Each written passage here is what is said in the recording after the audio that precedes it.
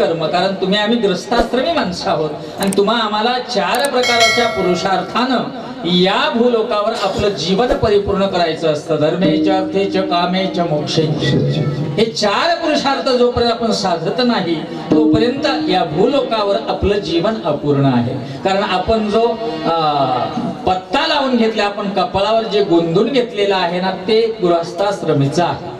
बरोबर आहे की नाही? आता प्रयागराजाला जे आहे ते 3 तत्व आहे त्यांच्याकडे. गृहस्थाश्रम हा विषय त्यांचा नाही आहे. बरोबर आहे की नाही? गृहस्थाश्रम नसल्यामुळे कामेच्छाला सुद्धा त्या ठिकाणी जागा नाही. म्हणजे त्यांच्या ठिकाणी कोणता आहे? धर्म आणि मोक्ष, हे 2च गोष्टी त्या सांभाळतात. कारण धर्म आणि मोक्ष या 2च गोष्टी त्यांच्याकडे आहे. आता तसं पाहिलं तर बघा, आतापर्यंत असं म्हणतात की प्रयागराजामध्ये, आपण का कोणाला नाव नाही ठेवत, पण प्रयागराजामध्ये आतापर्यंत 50 लाख लोक बुचकळून गेले, आंघोळी करून स्नान करून गेले ना. आता प्रयागराजाला आंघोळी करायला आपण का गेलीत लोक, कसा विचार केला तर का जातो आपण, किंवा का ओढ वाटते आपल्याला जावं म्हणून, का वाटते बोला ना? मोठमोठे संन्यासी आहे, साधू आहे, महात्मे आहे. आपण कशा करता जातो ते बघा. ते त्यांचं काम बरोबर चालू आहे त्यांचं, पण आपण कशासाठी जातो?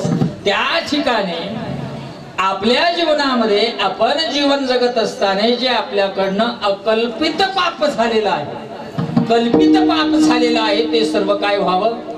नष्ट व्हावं. धुतलं पण नाही, नष्ट व्हावं याकरिता आपण कुंभाचं स्नान करतो. बरोबर आहे का नाही?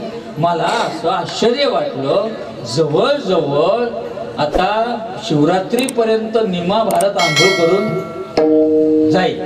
बरोबर आहे ना? निमा भारत आंघोळ करून जात असेल म्हणजे याचा अर्थ असा समजावा का? आता मी काय पुढे बोलत नाही.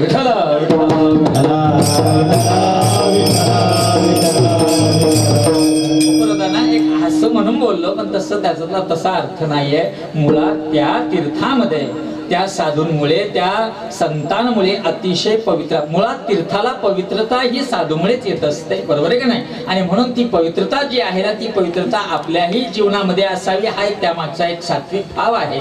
असो, परंतु मला सांगायचा हा हेतू आहे का तुम्ही आम्ही ग्रस्ताश्रमी माणसं आहोत, आणि ग्रस्ताश्रमी माणूस जर म्हटलं तर या ग्रस्ताश्रमी माणसाला जीवनामध्ये अनेक पद्धतीने आपल्या जीवनाला उभं करावं लागतं. मुळात सांसारिक जो जीव आहे ना, तो सांसारिक जीव जो आहे तो जीवन जगत असताना त्याला भागवतामध्ये 7 प्रकारच्या शुद्धी सांगितलेल्या आहेत.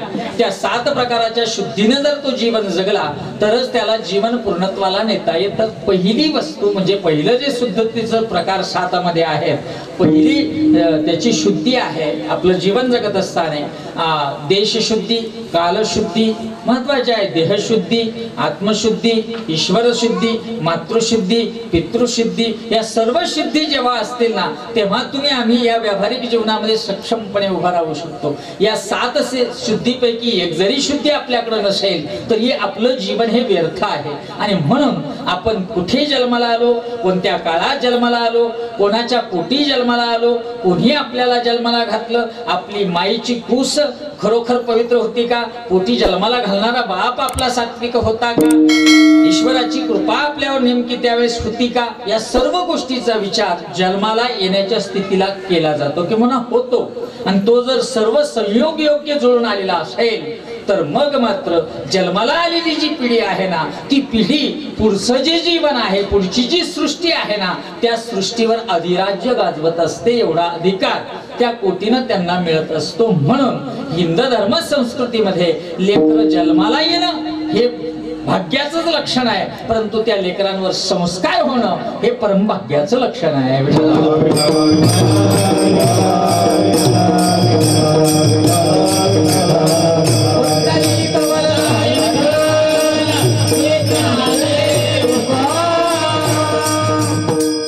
यामध्ये अजून 1-2 प्रकार मला असे आढळतात.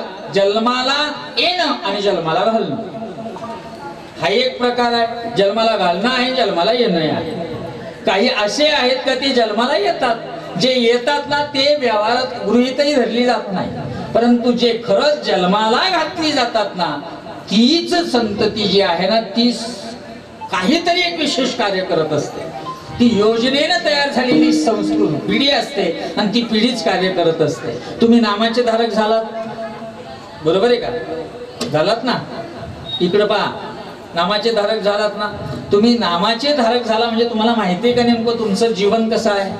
तुम्हाला म्हणून सांगतो, तुम्ही नामाचे धारक झाला याचा अर्थ तुमच्या मात्या पित्यांना तुम्ही जन्माला आलेले नाहीये, तुम्हाला मात्या पित्यांनी जन्माला घातलेला आहे. लक्षात घातलेला आहे म्हणून नाम तुमच्या जीवनात आलेला आहे. सहज नाम कोणाच्या जीवनात येत नाही.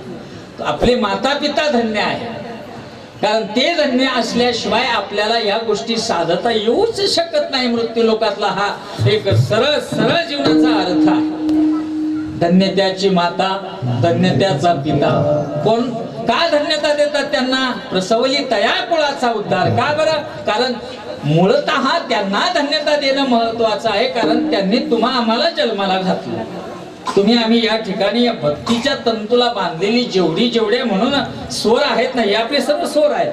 हे स्वर सहज बांधले गेलेले नाही आहेत. आपले माता पित्यांनी खूप काही पुण्य केलेलं असावं म्हणून आपल्याकडनं हा व्यवहार घडतो आहे. याचा अर्थ असा आहे का माता पिता जर पुण्यवान असेल तर पुढची संतती खऱ्या अर्थानं शुद्ध बीजा पोटी,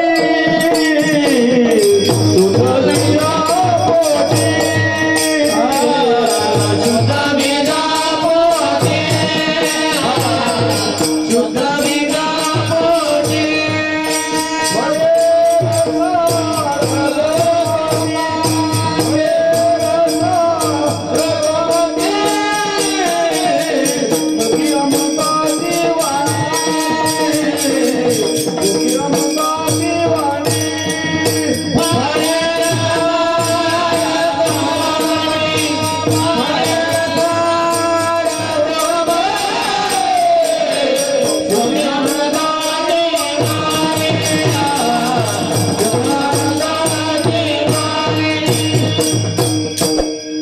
शुद्ध बीजा पोटी फळे रसाळ गोमटी. आई बाप पुण्यवान असल्याशिवाय पुढची संतती भाग्यवान ठरत नाही. म्हणून माता पिता महत्वाचे. म्हणून मला विशेषत्वानं गुण गावेत आमच्या दादाभाऊंचे, आमच्या रोहिणीताईंचे, की तुम्ही धार्मिक भक्ती तत्वानं खऱ्या अर्थानं नामरूपी असणाऱ्या एका बाजूने भक्कम असल्या कारणानं पोटी घातलेली संतती ही खरोखर ईश्वराचीच प्रतिकृती असणार आहे. आणि ही ईश्वराची प्रतिकृती तुमचं जे कार्य आहे ते कार्यच पुढे चालवणार आहे. मुळात तुमच्या आमच्या जीवनातली सर्वात मोठी श्रीमंती काय असते बरं? काय बरं? तुमच्याकडे पैसा आहे, धन दौलत आहे, ऐश्वर्य आहे, खूप काही आहे. परंतु एवढं जरी असलं तरी दोन मित्र आहे, शाळेत शिकले, शिक्षण झाले, नोकरीला लागले आणि नोकरी व्यवसायामुळं पांगून गेली. एक दुसऱ्या भागात गेला, एक दुसऱ्या भागात गेला आणि 15-20 वर्षानं योगायोगानं भेट झाली. चलथानमध्ये स्टँडवरती एकमेकाची भेट झाली, गळा भेट झाली.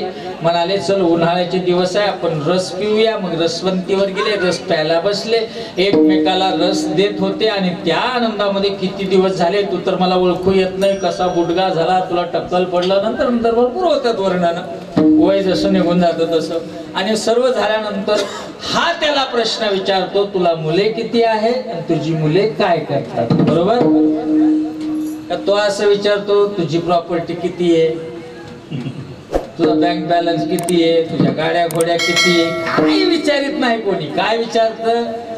तुला मुलं किती आहे आणि तुझी मुलं काय करतात. याचा अर्थ मात्या पित्यांचं वैभव, मात्या पित्यांची जीवनाची उंची ही संततीवर अवलंबून आहे. विठ्ठल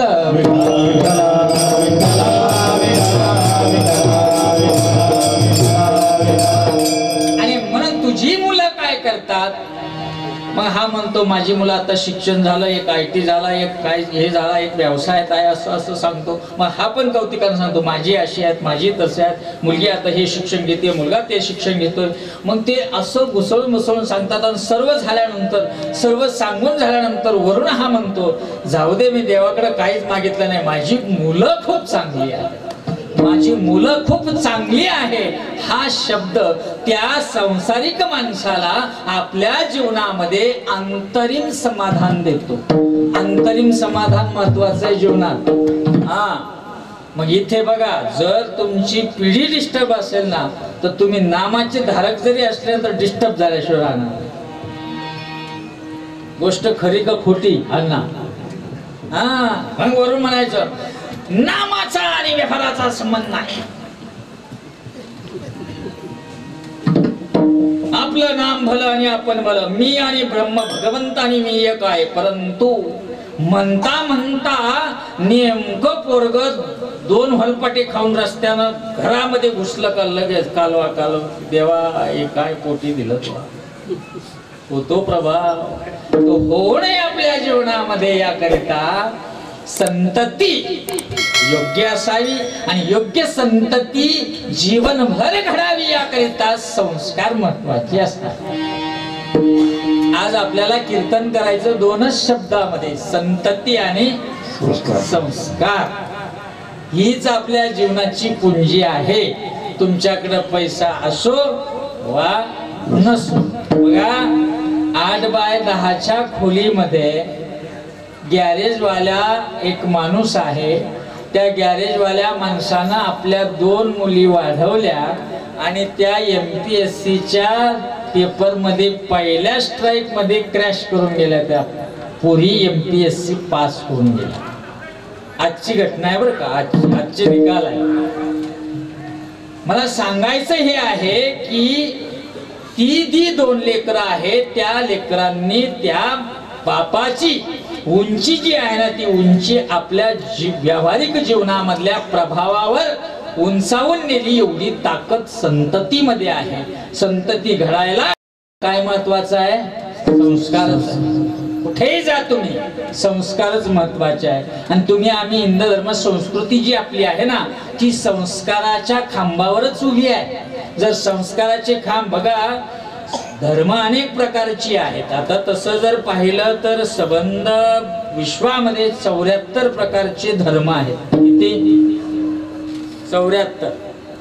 माझे एवढे पाठ नाहीये, पण 74 प्रकारचे धर्म आहे. परंतु त्या 74 प्रकारच्या धर्मामध्ये सर्वात उज्ज्वलतेने जर धर्म उभा असेल तर हिंदू धर्म आहे. आणि त्या धर्माची पाय जी आहेत ना, ती पाय संस्काराची आहे. आणि म्हणून ते संस्कार जे आहेत ना, ते आपल्या जीवनामध्ये खूप महत्वाचे आहे. म्हणून आपल्या संस्कृतीला आपण धन्य काय मानतो, कारण आपल्या संस्कृतीमध्ये प्रथमतः संस्काराला प्राधान्य देत असताना देव कोणाला मानलं? आत्म्याला मानलं का आईला? बोला. मातृदेवो भव, पितृदेवो भव, आचार्य देवो भव. कोणाला मानलं? आधी मातृभव, मग पितृभव आणि मग आचार्य भव. हे तीन तत्व आहेत ना, हे सर्व संस्काराची खऱ्या अर्थानं पूरक बाजू आहे. आपली आई, आपला पिता आणि आपले आचार्य, हे 3 तत्व जे आहेत ना, ते 3 तत्व तुमचं आमचं जीवन समग्र उभं करत असतात. ज्यांच्या जीवनामध्ये माता, पिता आणि आचार्य आले ना, ते बाबा झाले.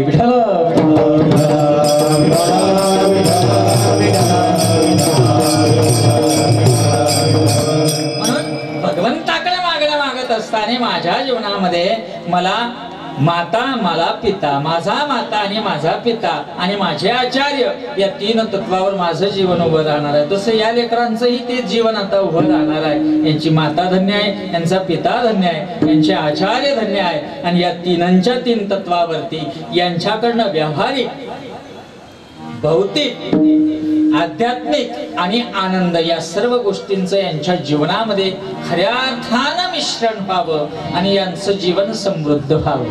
कारण संसाराला आकार तेव्हा येतो. माझ्या घरात गोकुळ झालं, मला आनंदानं झालं, जशी अमृताची धारक माझा सोन्याचा संसार, राजा राणीचा दरबार. काय गोड वाटत ना? खूप गोड वाटतं म्हणायला.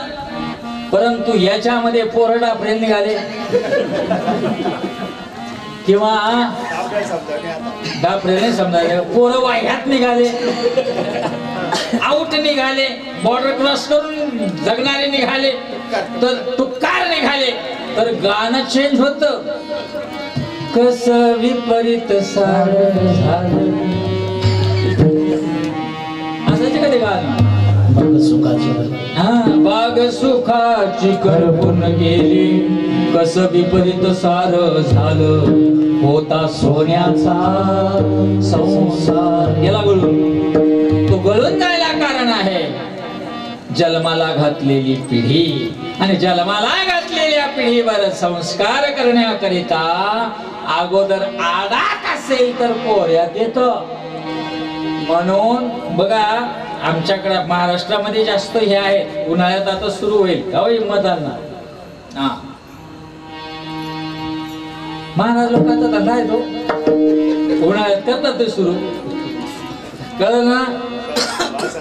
बाल संस्कार शिबिर. मी विरोधात आहे त्याच्या, पूर्ण विरोधात. मी कोणाच्या उद्घाटनाला जात नाही, कधीच जात नाही. मी म्हणतो बाल संस्कार कशा करता? 1 महिन्यात संस्कार होतात का हो? त्याच्यापेक्षा माता पिता संस्कार शिबिर घ्या. कारण ते टाळ्यावर असेल तर पोरं टाळ्यावर येतील. बरोबर आहे का नाही? जर आईच युट्यूब मधून जर गाणे काढीत असेल तर पोऱ्यानं काय करावा? बरोबर आहे का नाही?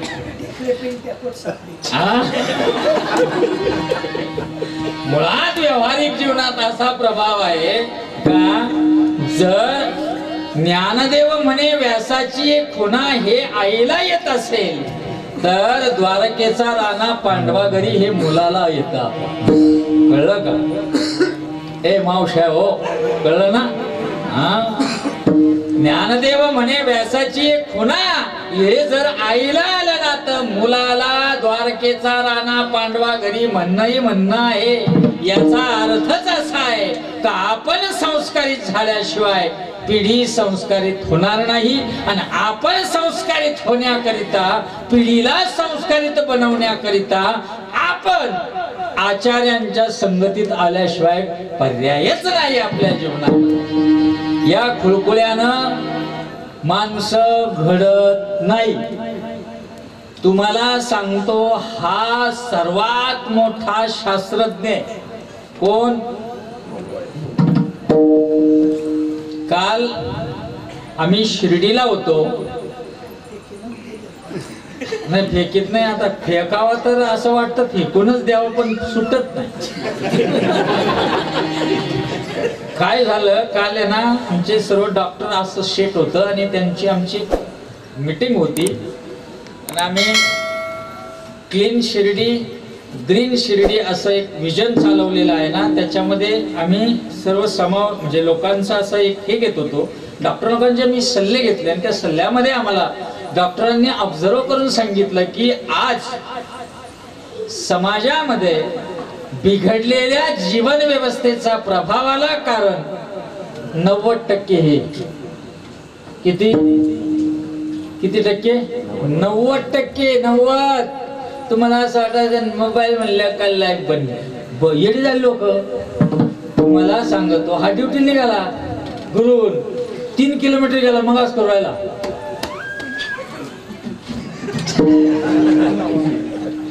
माग घरी लगेच मोबाईल.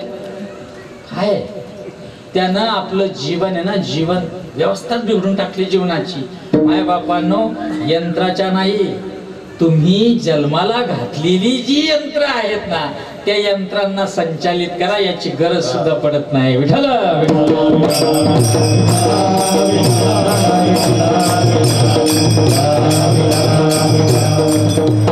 पुढे मिळणार आता माझ्या लेकरांना बोटाला हात धरून खेळवणारा बाप. बघा, एक 15 दिवसापूर्वी कवी संमेलन होतं टीव्हीवर. तिथं ती कविता गायला एक जण. कुठे मिळेल माझ्या लेकराला आता बोटाला धरून चालवणारा बाप, कुठे मिळेल माझ्या लेकराला हातावर उचलून घेणारी माय. इतकी भयानक अवस्था आहे. लेकरांना बोटाला धरून खेळवणारा बाप. आपण आपली लेकरं खेळवली असते, परंतु आपली मुलं खेळवतील का नाही शंका आहे. का? कारण याचं कारणच ते आहे की आपल्या जीवनामध्ये आपण ज्या गोष्टींना पूरक मानलेलं नाही ना, त्या गोष्टी त्या पिढीच्या पुढे देऊ नका आणि आपल्या लेकरांना बिघडवू नका. त्याकरिता तुम्हाला त्या लेकरांना मला तुम्हाला एक विचारायचं आहे. मी नाशिकला घुसलो आणि तिथे हिम्मतांना एक बोर्ड लावलेला होता, माझा शेतकरी बिचारा बदरी माझा शुभा सारखा राजा व्हावा आणि माझ्या राजाला शतकोत्तर आयुष्य जर मिळालं असतं तर माझा एकही शेतकरी आज उपाशी राहिला नसता. असं त्याने सारोळी टाकून तो बोर्ड रंगवलेला होता बिचाऱ्यानं. मी त्याच्याकडे बघून विचार केला की शिवबाला घडवणारी जी जिजामाता आहे, त्या जिजामातानं शिवबा घडवताना समोर मोबाईल नाही ठेवला. शिवबाला घडवताना जिजामाऊ साहेबांनी काय ठेवलेलं माहितीये का? काय ठेवलं? महाभारत. शिवबाला सांगितलं महाभारत पाया, कारण हेच महाभारत आणि या महाभारताच्या भूगर्भात जर तू घुसला तर तुला सत्य काय आहे याची समज येईल. कळलं का? हेच महत्वाचं आहे. आम्हाला आमच्या पिढीला घडवण्याकरिता आमचे पूरक जे पुरवठे आहेत, गीता भागवत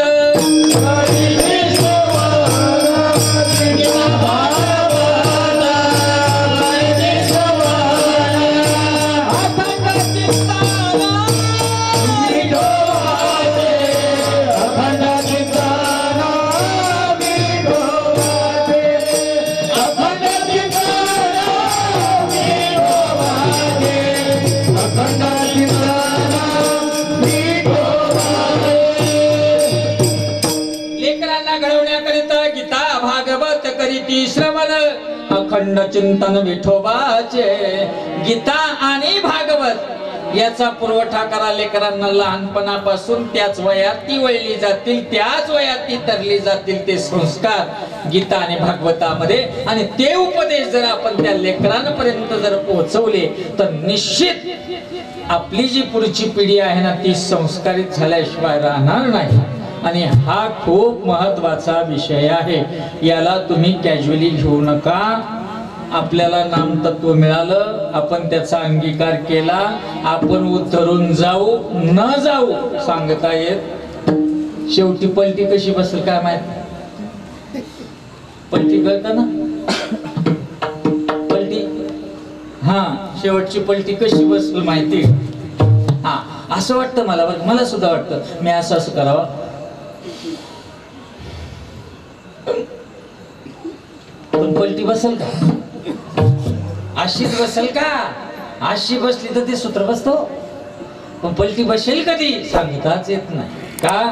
घडी घडी काळ वाटायची बाय, अजून आहे किती अवकाश, काही सांगता येत नाही पलटी कधी बसेल. मग ती पलटी कधीही जरी बसली ना तरी आपल्या जीवनामध्ये स्वभावामध्ये नामतत्व येण्याकरिता आपल्या जीवनात गीता आणि भागवताचा संग्रह जो आहे ना तो जीवनामधून कधी वेगळा होऊ नये. आणि तो वेगळा न व्हावा असं वाटत असेल तर आपण त्या शास्त्र आणि शास्त्राच्या संगतीत राहावं. आणि जर राहिलं तर आपल्या जीवनाला आधार मिळेल. बघा, जी मागणी करणारे चोखोबाराय आहेत ना, त्या चोखोबरायांचं बघा, बुलढाण्याचे आहेत चोखोबराया, मेहुणा म्हणून गाव आहे तिथले. ते पोट भरायला आले होते पंढरपूरला आले. आणि पंढरपूरला आल्यानंतर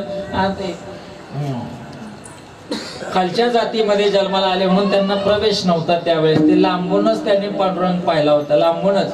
त्यांना असं वाटलं की पांडुरंगा माझं असं काहीतरी एक वेगळंच शक्य आहे. तिथंच पहाटे पहाटे येऊन बसायचे, परंतु मध्ये प्रवेश नव्हता. तेव्हा साक्षात पांडुरंग परमात्मा प्रगट झाले. चोखोबराच्या आतमध्ये येऊन गेले गाभाऱ्यामध्ये. तुझा अधिकार तेवढा आहे चोखोबा. परंतु जेव्हा देव आणि चोखोबरायांचा संवाद चालू होता ना, त्या संवादाच्या वेळेस पुजाऱ्यानं ऐकलं, बाहेर ढकललं, नाही घेतो तुला तो अधिकार नाहीये. आणि मग ढकलून दिलं, पंढरपुरातनं बाहेर काढलं आणि तिथं मंगळवेढ्याला गेले, मंगळवेढ्याला राहिले. मंगळवेढ्यातनं जेव्हा दिंड्या यायच्या ना कर्नाटकाच्या दिंड्या, तेव्हा त्या दिंड्यांमध्ये ते सहभागी होऊन जायचे, मिसळून जायचे, चिंताच करत नव्हते. देवाचा भक्त जेव्हा देवाचा होतो ना, तेव्हा देवाला भक्तांचं ऋण फेडावं लागतं. लक्षात घ्या, जोपर्यंत आपण देवाचे भक्त होत नाही ना, तोपर्यंत देवाला कसला ऋण कसला आलं काय. मूळतः बघा, ते देवाचे भक्त वारीत निघून गेले, दिवसभरात आले होते त्या सोयराबाईंचे. आता कसं करावं, ती म्हणाली, अहो आपल्या पाठीपुठी कोणी नाही, आपल्याला कोण पाहिल, माझं बाळातपण कोण करेल, तुम्ही जर इथं नसेल तर माझी काळजी कोण घेईल. तो पांडुरंग आणि तो भक्तीचा प्रभाव असा आहे. चोखोबाची बहीण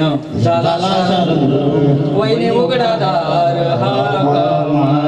आणि त्या अधिकारानं बाळातपण केलं. पांडुरंग परमात्म्यानं ननंद होऊन बाळातपण केलं. एवढा अधिकार जेव्हा चोखोबारायांना भक्तीचा प्राप्त झाला, जेव्हा त्यांना कळालं का आपल्या पत्नीचं बाळातपण भगवंतानं केलं, तेव्हा ते भगवंतापर्यंत आले. तू एवढं केलं, एवढं जरी तू आता केलेलं असेल ना, तर आता तुझ्या पुढे मी एवढं मागणं मागतो. बघा, ही भूमिका आहे त्या अभंगाची. आणि अगदी तसं तुमचं आमच्या जीवनामध्ये देखील जेव्हा आपली पिढी जन्माला आलेली आहे, जर जन्मालाच आलेली आहे ना, ती पण कशी घडली पाहिजे आणि ती कशी घडावी, तसं पाहिलं तर एक भूमिका अशी महत्वाची. एकनाथ महाराज म्हणतात, संताचे ते आप्त नव्हती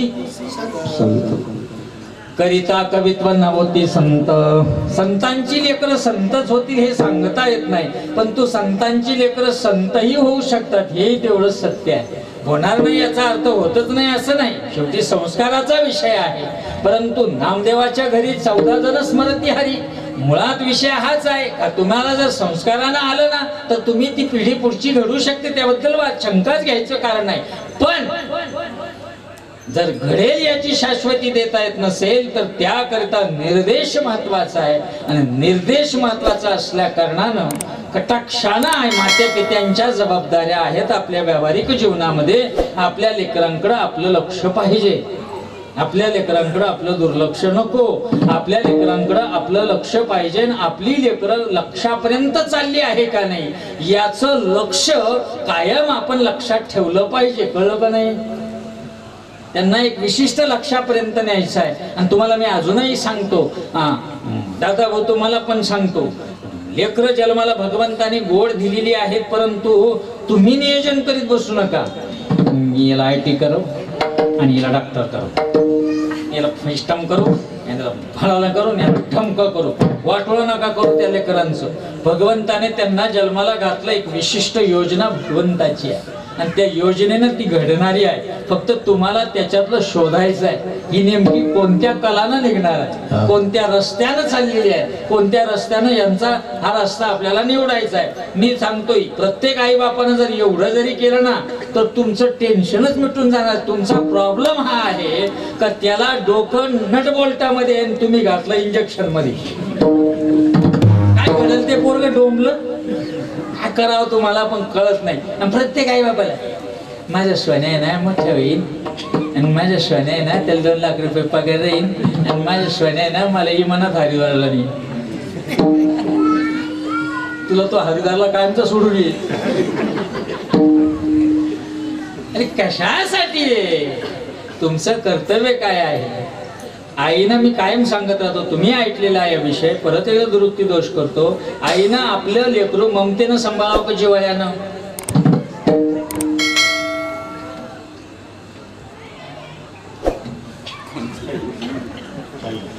मला गुजराती नाही येत ना, काय करू? तुम्हाला गुजराती चालू आहे का? तुम्ही असं काय करावं, याला कुठून आणलं काय माहिती. जिव्हाळ्यानं सांभाळायचं का ममतेनं? ताया माया जेवढे आया त्यांना विचारतो, जिव्हाळ्यानं सांभाळायचं का ममतेनं? कायच बोलणार आहे तुम्ही? खरंच आहे ममतेनं का जिव्हाळ्यानं? तुम्ही ममतेनं सांभाळले तर आयुष्यभर रडशाल, आणि जिव्हाळ्यानं सांभाळले ना तर तुमच्या जीवनात दुःखच नाही जा. तुम्हाला म्हणून सांगतो, आता लेकरं जन्माला आपण घातली, आपली लेकरं मला लहानची मोठी व्हायला लागली, शास्त्र असं सांगतं तुमची वयाची 51 वर्ष तुम्ही क्रॉस केले का लगेच पोराच्या ताब्यात द्यायचंय.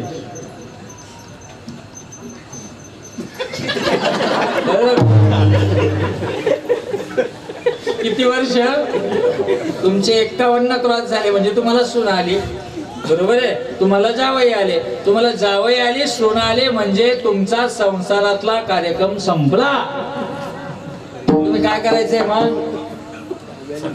नाही, संन्यास नाही, कुंभमेळ्यात नका जाऊ लागले. मुळात असा विषय आहे की सूनबाई घरात आली, बाई हा संसार इथपर्यंत आणला, हे ओझ खूप जड झालं होतं, आता हे सांभाळायची जबाबदारी कोणाची?